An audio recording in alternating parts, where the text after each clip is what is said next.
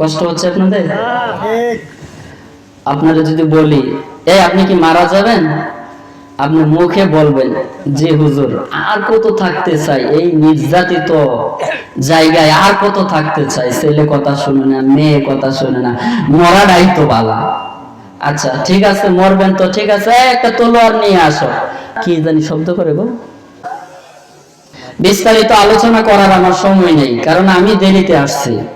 এখানে আমাকে আমার প্রতি যদি আপনারা রাগ করেন করতে পারেন, কিন্তু আল্লাহি আমি আল্লাহকে সাক্ষী রেখে বলছি, আমি 5 বার বলছি যে ওই মাহফিলটা আমাকে 20 দিন আগে দাওয়াত দিছে, সুতরাং আমি মাহফিল নিতে পারবো না। তারপরেও আমার বলছেন আপনাকে সময় মতো দিব। কয়টার সময় আপনি যাবেন? আমি বলছি 8:30টায় আমাকে বিদায় দিতে হবে। 9:20 বাজে আমি 5 বার ডাকার পরেও কোনো বক্তা নিয়ে আসে না। শ্রোতারা বলতেছে আপনি আরো করেন, তার মানে এদিকে অবস্থা খুব খারাপ। আল্লাহ আল্লাহর নামটা আস্তে কইতেছে, এখন যদি কই টাক, হ্যাঁ তাহার নামটা জোরে হইতো না। নৌকা ডাক কইলামই না, নৌকা তো ডুবে গেছে, ওটা আর কইলাম না। টাক বাড়ছে তাহার দেয় কই, তাহার সময় একটা চা খাওয়ার লেগা, হ্যাঁ কি বাবা রে বাবা কুদুনি, আল্লাহর নামটা একটু জোরে কইতে বলো না। কার কে ভিডিও করতেছে? আলহামদুলিল্লাহ। আল্লাহ আমরা তোমাকে ভালোবাসি। আমরা কারে ভালোবাসি? বিশ্বনবী মুহাম্মদুর রাসূলুল্লাহ সাল্লাল্লাহু আলাইহি সাল্লাম মজলিসে বসে আছেন, এমন অবস্থায় একজন সাহাবী এসে বলছেন, আনাবি হুরায়রা রাদিয়াল্লাহু তাআলা আনহু قال قال رسول الله صلى الله عليه وسلم, আবু হুরায়রা রাদিয়াল্লাহু তাআলা আনহু থেকে বর্ণিত, তিনি বলেন নবী মুহাম্মদুর রাসূলুল্লাহ সাল্লাল্লাহু আলাইহি সাল্লামের কাছে এসে বলছেন, ফাকালা ইয়া রাসূলুল্লাহ, হে আল্লাহর রাসূল সাল্লাল্লাহু আলাইহি ওয়াসাল্লাম, মান আহাক্কুন নাস আলাইয়া বিহুসনি সাহাবাতি, ক্বালা উম্মুক। আল্লাহ রাসূল সাল্লাল্লাহু আলাইহি সাল্লাম মজলিসে বসে আছেন, এমন অবস্থায় একজন সাহাবী এসে বলছে, আল্লাহর নবী, মানুষের জগতে বা মানুষের মধ্যে সবচেয়ে শ্রেষ্ঠ মানুষ, মানুষের মধ্যে সবচেয়ে ভালো আচরণ পাওয়ার হকদার বা অধিকার আমার নিকট কে রাখে? কত সুন্দর কথা, সুবহানাল্লাহ বলবেন না? সাহাবী বলছেন, আমাকে যখন জিজ্ঞাসা করলেন মানুষের নিকটে, মানুষের মধ্যে সবচেয়ে ভালো ব্যবহার পাওয়ার অধিকার কে আমার নিকট পাবে, বিশ্বনবী মুহাম্মদুর রাসূলুল্লাহ সাল্লাল্লাহু আলাইহি ওয়াসাল্লাম বলেন, মান আহাক্কুন নাসি আলাইয়া বিহুসনি সাহাবাতি, ক্বালা উম্মুক। ও সাহাবী, তোমার নিকট সবচেয়ে ভালো ব্যবহার পাওয়ার অধিকার রাখে তোমার মা। জোরে বলেন সুবহানাল্লাহ। সাহাবী বলেন, আমি আবার দ্বিতীয়বার জিজ্ঞেস করলাম, আল্লাহর নবী তারপরে কে? আল্লাহর নবী দ্বিতীয়বার একই কথা বললেন, সুম্মা ক্বালা মান, ক্বালা উম্মুকা, তোমার মা। আবার আমি তৃতীয়বার জিজ্ঞেস করলাম, তারপরে কে? বিশ্বনবী মুহাম্মদুর রাসূলুল্লাহ সাল্লাল্লাহু আলাইহি ওয়াসাল্লাম বলেন, তোমার মা। জোরে বলেন মারহাবা। একবার, 2 বার, 3 বার জিজ্ঞেস করার পরেও সাহাবী বলছেন, পুনরায় আমি আবার যখন সামনের দিকে এগিয়ে বললাম, আল্লাহর নবী হে, তারপর আমার নিকট ভালো ব্যবহার পাওয়ার অধিকার রাখে কে? বিশ্বনবী মুহাম্মদুর রাসূলুল্লাহ সাল্লাল্লাহু আলাইহি ওয়াসাল্লাম বললেন, তোমার বাবা। একবার নয়, 2 বার নয়, 3 বারের পরে বিশ্বনবী মুহাম্মদুর রাসূলুল্লাহ সাল্লাল্লাহু আলাইহি ওয়াসাল্লাম বলেছেন, বাবার কথা কয়বার? একবার। আর এদিকে কোরআনুল কারীমে কি বলে আসুন আমরা একটু দেখি। আল্লাহ রাব্বুল আলামিন বলেন, ওয়াসাইনাল ইনসান, ও পৃথিবীর মানুষ মনোযোগ দিয়ে শোনো, আমি আল্লাহ রাব্বুল আলামিনের পক্ষ থেকে উপদেশ হলো, তুমি তোমার মাকে খুশি করো। জোরে বলেন সুবহানাল্লাহ। মায়ের হক আদায় করো, মার সাথে সম্মানজনক উচ্চারণ, সম্মানজনক আচরণ করো, তাহলে বিনিময়ে আল্লাহ 2টা জিনিস দুনিয়াতে দিবেন। বিশ্বনবী মুহাম্মদুর রাসূলুল্লাহ সাল্লাল্লাহু আলাইহি সাল্লাম হাদিস শরীফে ফরমাইছেন, বিশ্বনবী বলছেন, আদম সন্তানের 2টা জিনিসের প্রতি খুব লোভ লালসা। এক, আদম সন্তানের যত সম্পদ আছে যত সম্পদ আছে আদম সন্তান চাই সম্পদ আরো বৃদ্ধি হোক, সম্পদ আরো বেশি হোক। এই বেশি করার জন্য, সম্পদ বৃদ্ধি করার জন্য আদমের সন্তান এক আদম আরেক আদমের সন্তানকে হত্যা করতেছে কিনা, জুলুম করতেছে কিনা? একটু আওয়াজ দিয়ে বলেন করতেছে কিনা? জমি আত্মসাৎ করে, টাকা আত্মসাৎ করে, সুদ খায়, ঘুষ খায়, নির্যাতন করে। শুধুমাত্র মনে রাখবেন সম্পদ বৃদ্ধি পাওয়ার জন্য, সম্পদ বৃদ্ধি হওয়ার জন্য একজন আরেকজনকে হত্যা করতেছে। ভাই ভাইকে, ভাইয়ের সম্পত্তি পাওয়ার জন্য ভাইকে হত্যা করতেছে। ইতিহাস আছে না নাই? পিতার সম্পত্তির মালিক হওয়ার জন্য শেষ পর্যন্ত পিতাকেও হত্যা করতেছে। এরকম বহু ইতিহাস আছে। আল্লাহর নবী বলছেন, ও আদমের সন্তান শোনো, যদি সম্পদ বেশি হওয়াকে পছন্দ করো, যদি হায়াত বেশি হওয়াকে পছন্দ করো, তাহলে দুইটি কাজ করো। দুইটি কাজের বিনিময় আল্লাহ তোমার সম্পদের মধ্যে বারাকা দান করবেন। কয়টি কাজ? দুইটি কাজ। এই দুইটি কাজ যদি কোন আদমের সন্তান আল্লাহর জন্য, আল্লাহকে সাক্ষী রেখে বলছি, ওয়াল্লাহি আল্লাহকে সাক্ষী রেখে বলছি, তার বাস্তব প্রমাণ হচ্ছে আমি মতিউর রহমান। দূরে যাওয়ার দরকার নাই, সুদ ঘুষ খাওয়ার দরকার নাই, হারাম খাওয়ার দরকার নাই। পিতামাতার সাথে ভালো আচরণ করো যুবক, পিতামাতার সাথে ভালো আচরণ করো। তুমি বুঝতেই পারবে না সম্পদের মধ্যে আল্লাহ কি পরিমাণ বরকত ঢেলে দিবেন। আল্লাহর কসম করে বলছি, সম্পদের মধ্যে আল্লাহ বরকত দিবে। মায়ের সাথে ভালো আচরণ করো, পিতার সাথে ভালো আচরণ করো। ইবাদতের জগতে 2 নম্বর ইবাদত হচ্ছে মাকে খুশি করা। ইবাদতের জগতে 2 নম্বর ইবাদত হচ্ছে পিতামাতাকে সন্তুষ্ট করা। পিতামাতাকে যদি সন্তুষ্ট করতে পারে, আল্লাহর নবী বলছেন আল্লাহ তাকে জান্নাত দিবে। পিতামাতাকে যদি সন্তুষ্ট করতে পারে, আল্লাহর নবী বলছেন তার রিজিকের মধ্যে বারাকা দান করবেন। পিতামাতাকে যদি সন্তুষ্ট করতে পারে, আল্লাহর নবী বলছেন তার হায়াতের মধ্যে বারাকা দিবেন। দলিল কোথায়? দলিল আছে হাদিসে। আল্লাহর নবী বলেন, আনাস ইবনে মালিক রাদিয়াল্লাহু তাআলা আনহু قال قال رسول الله صلى الله عليه وسلم من سره أن يمد له في عمره ويزاد في رزقه فليبر والديه وليصل رحمه।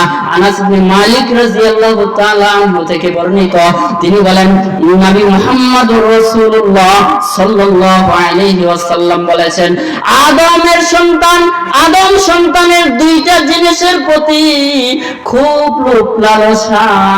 একটা হচ্ছে হায়াতের প্রতি। কথা বলেন ঠিক না বেঠিক? কষ্ট হচ্ছে আপনাদের? আপনারা যদি বলি এই আপনি কি মারা যাবেন, আপনি মুখে বলবেন যে হুজুর আর কত থাকতে চাই এই নির্যাতিত জায়গায়, আর কত থাকতে চাই। ছেলে কথা শুনে না, মেয়ে কথা শুনে না, মরাটাই তো বালা। আচ্ছা ঠিক আছে, মরবেন তো ঠিক আছে, একটা তলোয়ার নিয়ে আসো। সামনে তলোয়ার ধরলে হুজুর একটু আলাপ আছে, কথা কয় না, একটু কথা আছে। কি কথা? আর 1 সপ্তাহ থাকবার চাই, আর 1 সপ্তাহ থাকবার চাই। 1 সপ্তাহ পরে জিগাইলে কি কইব? এখন মরে যাইবার চাই? বলবে না। বিশ্বনবী মুহাম্মদুর রাসূলুল্লাহ সাল্লাল্লাহু আলাইহি সাল্লাম বলছেন, আদমের সন্তানের হায়াতের প্রতি খুব লোভ লালসা, খালি বেশি বেঁচে থাকতে চাই, বেশি বেঁচে থাকতে চাই। আর একটা জিনিসের প্রতি খুব লোভ লালসা, ওটা বললাম সম্পদের প্রতি। সম্পদের জন্য মানুষ মানুষের সাথে নির্যাতন করে, সম্পদ বেশি হওয়ার জন্য একজন আরেকজনকে জুলুম করে কিনা। আল্লাহ রাব্বুল আলামিন সূরা আল মুমিনিন 17 নম্বর আয়াতে বলেন, আল-ইয়াউমা তুজজা, কি জানি শব্দ করে গো, আল-ইয়াউমা তুজজা কুল্লু নাফসিন বিমা কাসাবাত লা যুলমাল ইয়াউম। জোরে বলেন মারহাবা। আল্লাহ রাব্বুল আলামিন প্রত্যেকটা মানুষকে ডাকবেন, এই কিয়ামতের দিন, পরকালের দিন আল্লাহ বলবেন আসো, আজকে তোমাদের বিনিময় দেওয়ার দিবস। সকাল থেকে সন্ধ্যা পর্যন্ত শ্রমিক কাজ করে কি পাওয়ার জন্য? পারিশ্রমিক পাওয়ার জন্য, মাইনা পাওয়ার জন্য। সন্ধ্যা হয়ে যায়, মালিক সাহেবের খবর নাই, আসা হয় খবর নাই। 10টা বাজে, মালিকের কোনো খবর নাই। এই স্বৈরাচারী, অত্যাচারী শাসক, এই স্বৈরাচারী জুলুমকারী মালিক আছে না নাই? হ্যাঁ, সময় মতো মাইনা দেওয়া হয় না, উপযুক্ত মাইনা দেওয়া হয় না, নির্যাতন করে, জুলুম করে। কিয়ামতের দিন আল্লাহ বলবেন, ও বান্দা বান্দিরা শুনে নাও, আজকে তোমাদের পরকালে, কিয়ামতের দিন আল্লাহ বলবেন আজকে তোমাদের বিনিময় দেওয়ার দিবস। কে কোথায় আছো? বিনিময় নিয়ে যাও। তবে একটা কথা মনে রাখো, লা যুলমাল ইয়াউম, আমি আল্লাহ কারো প্রতি অবিচার করব না। আল্লাহ তাআলা অবিচার করবে না, জুলুম করবে না। সম্মানিত উপস্থিতি, এই জুলুম অত্যাচার থেকে বাঁচার জন্য চেষ্টা করা লাগবে কিনা? জি, বলছিলাম যে সূরা লুকমানের 14 নম্বর আয়াতে আল্লাহ রাব্বুল আলামিন পৃথিবীর সমস্ত সন্তানকে ডাক দিয়ে বলছেন, তুমি তোমার মায়ের হক আদায় করো, কেননা তোমার মা কষ্টের পর কষ্ট সহ্য করিয়া পেটে বহন করিয়াছে, আর মায়ের স্তন থেকে আমরা দুধ পান করেছি। মায়ের স্তন থেকে আমরা কি করছি? দুধ পান করেছি। এই দুনিয়ার এটার নাম কি? একটা জগৎ, দুনিয়ার একটা জগৎ। আমরা মায়ের পেট নামক একটা জগতে কতদিন ছিলাম? বিস্তারিত আলোচনা করার আমার সময় নেই, কারণ আমি দেরিতে আসছি। এখানে আমাকে, আমার প্রতি যদি আপনারা রাগ করতে পারেন, কিন্তু ওয়াল্লাহি আমি আল্লাহকে সাক্ষী রেখে বলছি, আমি 5 বার বলছি যে ওই মাহফিলটা আমাকে 20 দিন আগে দাওয়াত দিছে, সুতরাং আমি মাহফিল নিতে পারবো না। তারপরেও আমার বলছেন আপনাকে সময় মতো দিব। কয়টার সময় আপনি যাবেন? আমি বলছি 8:30টায় আমাকে বিদায় দিতে হবে। 9:20 বাজে আমি 5 বার ডাকার পরেও কোনো বক্তা নিয়ে আসে না। শ্রোতারা বলতেছে আপনি আরো করেন। তার মানে এদিকে অবস্থা খুব খারাপ। এজন্য আমার ইচ্ছা থাকা সত্ত্বেও আপনারা মহব্বত করে আমাকে দাওয়াত করেছেন, কিন্তু আমি বিস্তারিত আলোচনা করতে পারবো না। সূরা লুকমানের 14 নম্বর আয়াতের আলোচনা করে আমি একটু আপনাদের সাথে একটু কথা বলবো যে জান্নাতের আশায় আল্লাহ রাব্বুল আলামিন বলছেন এমন একটি ব্যবসা আছে যে ব্যবসার মধ্যে কোনো লোকসান নেই, কোনো লস নেই। এই ব্যবসা আমার সাথে 5 মিনিট 10 মিনিট করতে কি আপনারা রাজি আছেন? মাছের ব্যবসা করেন, সেখানে লস হয় কিনা? গরুর ব্যবসা করেন, সেখানে কি আছে? কথা কয় না, লস আছে। কিন্তু আজকে এমন একটা ব্যবসায় আমরা শ্রোতা আর বক্তা মিলে করব। আল্লাহ বলছেন এই ব্যবসার মধ্যে কোনো লোকসান নেই, কোনো লস নেই। এই ব্যবসা করতে তো সবাই রাজি আছেন? হ্যাঁ, আল্লাহ বলছেন ওয়া কুল্লা শাইইন আহসাইনাহু কিতাবা, আমি সব কিছু গণনা করে রাখতেছি লিখিত ভাবে, দলিল সহকারে, প্রমাণ সহকারে। আজকে এখানে বসে আছেন কি জন্য? এটা লিখিত, এটা দলিল, এটা প্রমাণ, এটা অডিও, এটা ভিডিও, সব কিছু রাখতেছেন কে? তিনার নাম কি? আল্লাহ। আল্লাহর নামটা আস্তে কইতেছে, এখন যদি কই টাক, হ্যাঁ, তাহার নামটা জোরে হইতো না? নৌকা ডাক কইলামই না, নৌকা তো ডুবে গেছে, ওটা আর কইলাম না। টাক বাড়ছে, তাহার দেয় কই। তাহার সময় একটা চা খাওয়ার লেগা, হ্যাঁ, কি বাবা রে বাবা, কুদুনি। আল্লাহর নামটা একটু জোরে কইতে বলো না। কার কে ভিডিও করতেছে? আলহামদুলিল্লাহ। আল্লাহ, আমরা তোমাকে ভালোবাসি। আমরা কারে ভালোবাসি? আল্লাহ। তাহলে একটা হাদিস আপনাদেরকে শুনাইলাম। বিশ্বনবী মুহাম্মদুর রাসূলুল্লাহ সাল্লাল্লাহু আলাইহি সাল্লামের দরবারে সাহাবী এসে কয়বার বলছেন আল্লাহ নবী খেদমত করব কার? আল্লাহ নবী বলছেন তোমার মার। আল্লাহ নবী খেদমত করব কার? তোমার মার। এইভাবে কয়বার বললেন? 3 বার। চতুর্থ বললেন কার কথা? বাবার কথা।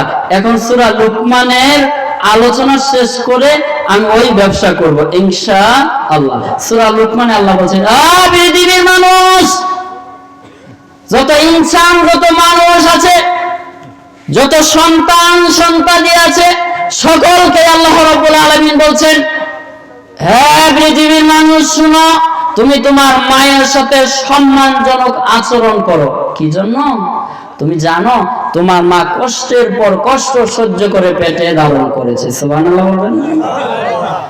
হে পর্দার আড়ালের মা ও বোনেরা, আপনারাও একটু মনোযোগ দিয়ে শুনুন। আপনাদের মর্যাদা সম্মান আল্লাহ তাআলা বৃদ্ধি করেছেন। বিশ্বনবী মুহাম্মদুর রাসূলুল্লাহ সাল্লাল্লাহু আলাইহি সাল্লাম বলছেন, কোন মুমিনা নারী সন্তান প্রসবের সময় যদি মারা যায়, আল্লাহর নবী বলছেন সে শহীদি মর্তবা পাবে। সুবহানাল্লাহ। কত মা সন্তান প্রসবের সময় দুনিয়া থেকে বিদায় নিল। মায়ের গর্ভে আমরা 10 মাস 10 দিন ছিলাম। মা খাইতে পারে না, ঘুমাইতে পারে না, ডান দিকে হেলান দিয়ে মা খাচ্ছে, সুন্দর করে খানা খাচ্ছে। পেটের সন্তানটা বাম দিকে এত জোরে পেটে লাথি মেরেছে, মা হাও মাও করে আল্লাহ বলে দাঁড়াই গেল। অর্থাৎ মা খানা খাইতে পারলো না। মা বাম দিকে শুয়ে আছে, সন্তানটা ডান দিকে এত জোরে লাথি মেরেছে, মার সোজা হয়ে শুইতে পারলো না। মা দাঁড়ায়া দাঁড়ায়া এভাবে রাত কাটাইলো। শুধু তাই নয়, প্রসবের সময় অনেক নারীরা স্বামীর হাত ধরে বলে, স্বামী হে ক্ষমা করো, আমাকে মাফ করে দাও, যেভাবে তোমার হক আদায় করা উচিত ছিল সেভাবে করতে পারি নাই, আমার মন সাক্ষী দেয়, মনে হয় আমি আর বেঁচে থাকবো না। তার মানে যুবক, তুমি যখন পেটে ছিল দুনিয়াতে আসবে, তোমার মা মৃত্যু হবে, এই বিশ্বাস নিয়ে এই ঝুঁকি নিয়ে সন্তানের মা হয়েছে। ও বাবা, তুমি তোমার মায়ের সাথে খারাপ আচরণ করবা এটা মা আশা করে নাই। তুমি তোমার মার অনুমতি ছাড়াই বিয়ে করবে এটা মা আশা করে নাই। মায়ের সাথে ভালো আচরণ করো, বাবার সাথে সম্মানজনক আচরণ করো, তোমার সম্পদের মধ্যে আল্লাহ বরকত দিবে, তোমার হায়াতের মধ্যে বারাকা দিবে, তোমার ইজ্জত সম্মান আল্লাহ বৃদ্ধি করে দিবে। আমার আগের বক্তা, তার মা মারা গেছে, তার বাবা মারা গেছে, বলতে গিয়ে কথা বলতে পারলো না। ও ভাইজান, যাদের মা মারা গেছে, যাদের বাবা মারা গেছে, মাকে স্মরণ করে, মার কথা স্মরণ করে, বাবার কথা স্মরণ করে। মা এত কষ্ট করে আমাকে লালন পালন করেছে, খেয়ে না খেয়ে মা নিজের ভাত আমাকে মুখে তুলে খাওয়াইছে। মা ভালো কোনো কাপড় পরিধান করে নাই, এজন্য সন্তানকে ভালো কাপড় পরিধান করেছে। ওগো সন্তান, তাকায় দেখো আজকে তোমার মা অন্ধকার কবরে আছে। ও ভাই জানিনা তোমার মা কি অবস্থায় আছে।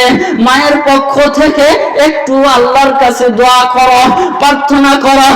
বিশ্বনবী মুহাম্মদুর রাসূলুল্লাহ সাল্লাল্লাহু আলাইহি ওয়াসাল্লাম বলেছেন, কোন সন্তান সন্তানি যদি মা পিতা মাতা কবরে বিপদে আছে, মুসিবতে আছে, জাহান্নামের আযাবের ফেরেশতার কাছে গ্রেফতার আছে, এই মুহূর্তে সন্তান তার মায়ের পক্ষ থেকে, সন্তান তার বাবার পক্ষ থেকে আল্লাহর রাস্তায় সাদকা করে, আল্লাহর নবী বলছেন সাথে সাথে আল্লাহ কবরের আযাবকে হালকা করে দিবে।